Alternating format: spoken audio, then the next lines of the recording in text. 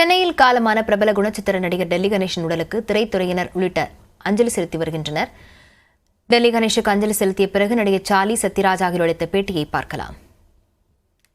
அதற்கு முன்பும் பின்பும் அந்த மாதிரி ஒரு கலைஞனை தமிழ் சினிமா பார்த்திருக்காது. பாத்திரத்தின் உணர்வை பார்க்கிறவனுக்கு கடத்தக்கூடிய மாபெரும் கலைஞன் டெல்லி கணேசனாவுடைய நினைவுகள் எங்களை விட்டு அவ்வளவு சீக்கிரத்தில் போகாது, என்றென்றும் இருக்கும்.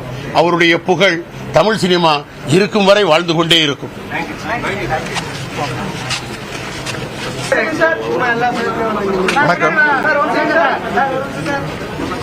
வணக்கம். டெல்லி கணேஷ் சார் எனக்கு 3 முகம் படத்திலிருந்து பழக்கம். அப்ப ஆரம்பிச்ச நட்பு தொடர்ந்து அவரு நானும் நிறைய படத்தில் நடிச்சிருக்கோம். 2 பேரும் ஷூட்டிங் போனோம்னா சின்ன பசங்க மாதிரி அரட்டை அடிச்சுக்கிட்டே இருப்போம். டைரக்டர்கள்லாம் வருத்தப்படுற அளவுக்கு இருக்கும். என்ன சார் டயலாக் பார்க்காம நீங்க பாட்டுக்கு பேசிட்டே இருக்கிறீங்க? இல்ல சார், நீங்க ஸ்டார்ட் கேமரா ஆக்ஷன் சொல்லுங்க, 2 பேரும் கரெக்டா நடிச்சிருவோம் சார் அப்படின்ட்டு தொடர்ந்து டெலிபோன்ல பேசிக்கிட்டே இருப்போம், போன்ல பேசிக்கிட்டே இருப்போம், அடிக்கடி பேசுவோம். அவ்வளவு ஒரு நெருக்கமான ஒரு நண்பர், அற்புதமான நடிகர், ரொம்ப இயல்பா, குறிப்பா சிந்து பைரவியில ஒரு பொண்ணு கேரக்டர் எல்லாமே. நான் என் கூட மாறன் அப்படின்னு ஒரு படத்தில் நடிச்சிருக்காரு. ஒரு அவுட்டோரெல்லாம் போனோம்னா சாயந்தரம் ஷூட்டிங் முடிச்சு நானும் அவர் தான் பேசிட்டு இருப்போம். நடிகர்களுக்கெல்லாம் தனித்தனியாக கார் கொடுத்துருவாங்க ஷூட்டிங் போகிறதுக்கு. ஆனால் இருந்தாலும் நானும் டெல்லி சார் ஒரு அவுட்டோர் போனோம்னா 2 பேரும் ஒரே காரில் ஏறிட்டு அசிஸ்டன்சி எல்லாம் பின்னாடி காரில் வர சொல்லிட்டு ஒன்றா போவோம். அந்த அளவுக்கு அவர்கிட்ட அரட்டை அடிக்கிறது ஒரு ஜாலியான விஷயம். ரொம்ப சென்ஸ் ஆஃப் ஹியூமர் உள்ளவர். திடீர்னு போனது மிகவும் வருந்தத்தக்க விஷயம். அனைவருக்கும் என்னுடைய ஆழ்ந்த இரங்கல்களுக்கு. சென்னையில் காலமான பிரபல குணச்சித்திர நடிகர் டெல்லி கணேஷின் உடலுக்கு திரைத்துறையினர் உள்ளிட்டோர் அஞ்சலி செலுத்தி வருகின்றனர்.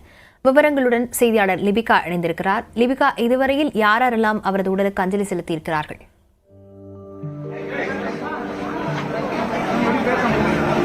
லாவண்யா, நடிகர் கணேஷ், டெல்லி கணேசனுடைய மறைவு என்பது திரைத்துறை முழுவதுமே பெரும் பேரிழப்பை ஏற்படுத்தியிருக்கிறது. குறிப்பாக நேற்று இரவு அவருடைய ராமாபுரத்தில் இருக்கக்கூடிய அவருடைய இல்லத்தில் அவருடைய உயிரானது பிரிந்தது. தொடர்ச்சியாக காலை முதலே திரைத்துறையினர் பலரும் தற்போது நேரில் அஞ்சலி செலுத்தி வருகிறார்கள்.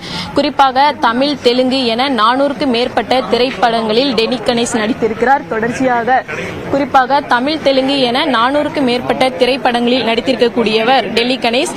நேற்று இரவு சென்னை ராமாபுரத்தில் இருக்கக்கூடிய அவருடைய இல்லத்தில் உயிரிழந்ததாக கூறப்படுகிறது. குறிப்பாக 1964 மற்றும் 70 ஆகிய 10 ஆண்டுகள் மட்டும் அவர் இந்திய விமானப்படையில் பணியாற்றியிருக்கிறார். குறிப்பாக 1976ஆம் ஆண்டு முதல் படமான பாலச்சந்திரலால் இயக்கப்பட்ட பட்டின பிரவேசம் படத்தின் மூலமாக அறிமுகமானவர். நகைச்சுவை நடிகராகவும் ஒரு சில படங்களில் வில்லனாகவும் நடித்திருக்கிறார். அதே போன்று பல படங்களுக்கு டப்பிங்கும் செய்திருக்கிறார். குறிப்பாக கிட்டத்தட்ட 400க்கும் மேற்பட்ட திரைப்படங்களில் நடித்திருக்கக்கூடிய டெல்லி கணேஷ் நேற்று இரவு அவருடைய மறைவு என்பது திரைத்துறை மட்டுமின்றி தமிழ் சினிமா பிரபலங்கள் அனைவருக்குமே பேரிழப்பாக பார்க்கப்பட்டு வருகிறது. குறிப்பாக காலை முதலே திரைப்பிரபலங்கள் அனைவருமே நேரில் அஞ்சலி செலுத்தி வருகிறார்கள். குறிப்பாக கடந்த சில நாட்களுக்கு முன்பு கூட அவருடைய உடல்நலக் குறைவு காரணமாக மருத்துவமனையில் சிகிச்சை பெற்று வந்தார்.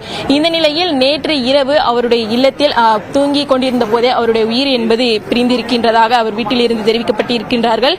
கடந்த 3 நாட்களாக அவருக்கு உடல்நிலை சரியில்லை எனவும் உடல்நிலை காரணமாக அவ்வப்போது மருத்துவமனைக்கு சென்று வந்ததாகவும் அவருடைய குடும்பத்தினர் தெரிவித்திருந்தார்கள்.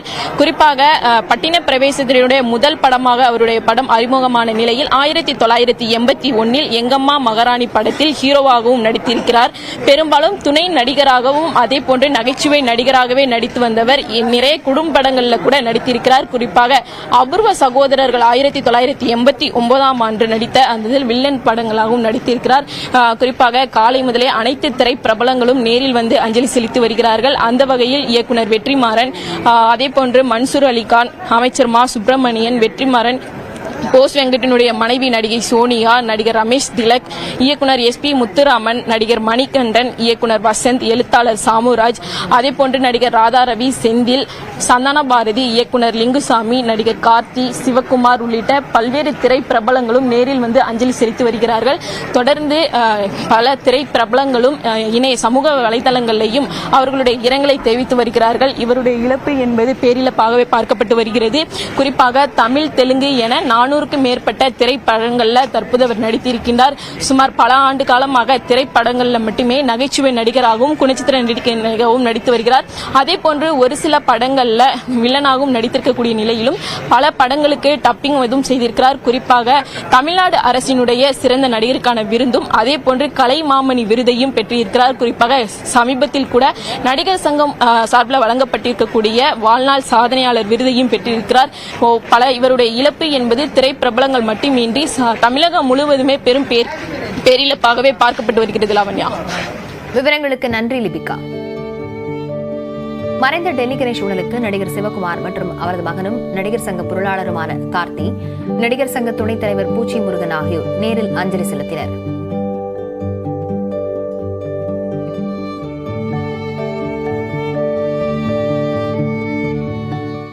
டெல்லி கணேஷ் உடலுக்கு நடிகர்கள் சித்ரா லட்சுமணன், YG மகேந்திரன், ரமேஷ் கண்ணா ஆகியோரும் அஞ்சலி செலுத்தினர்.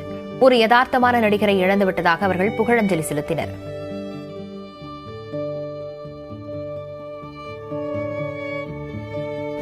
அவர் எங்கே இருந்தாலும் அவரை சுற்றி எப்போவுமே ஒரு நண்பர்கள் கூட்டம் இருக்கும். சினிமா துறையை தாண்டி வெளியில் அவருக்கு ஆயிரக்கணக்கில் நண்பர்கள் இருக்காங்கன்னா அதுக்கு முக்கியமான காரணம் எல்லாரையும் உண்மையாக நேர்மையாக நேசிப்பார். மிகச்சிறந்த கலைஞர். நான் உன்னோட வயசில் மூட்டதான், ஆனால் ஃபீல்டில் நீ சீனியர்ரா அப்படின்னு சொல்லி கிண்டல் பண்ணுவார். அதுதான் டெல்லி கணேஷ். சில பேருக்கு நம்ம ஷூட்டிங் கிளம்பும்போது யார் அந்த ஷூட்டிங்லன்னு கேட்போம். ஆர்டிஸ்ட் பேர்லாம் சொல்லுவாங்க. ஒரு சில ஆர்டிஸ்ட் பேர் சொல்லும்போது நம்ம போகும்போது நமக்கே ஒரு சந்தோஷம், ஒரு குதூகலம் இருக்கும். அப்படி ஒரு சில பேர்களில் டெல்லி கணேஷ் வருது. டெல்லி கணேஷ் செட்டில் இருந்தார் சொன்னார், அங்கே கலகலப்பு குறைச்சலே கிடையாது. இன்றைக்கி அவர் பண்ணதெல்லாம் சீரியஸ் ரோல்ஸ், கேரக்டர் ரோல்ஸ்னால் கூட அவரை மாதிரி ஒரு ஜோவியல் பர்சன் பார்க்கவே முடியாது. சமீப காலமாகவே எனக்கு சுற்றி இருக்கலாம் இழக்கிறது எனக்கு ஒரு தனிமை விரும்புகிறேன்.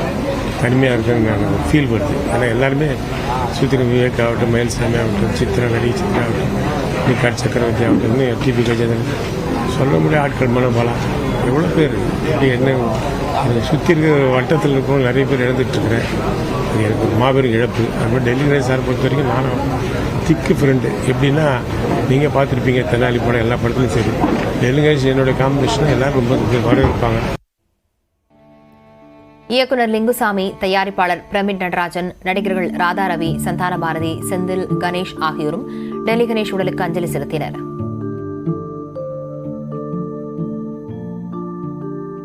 மிகப்பெரிய நல்ல மனிதர் சார்.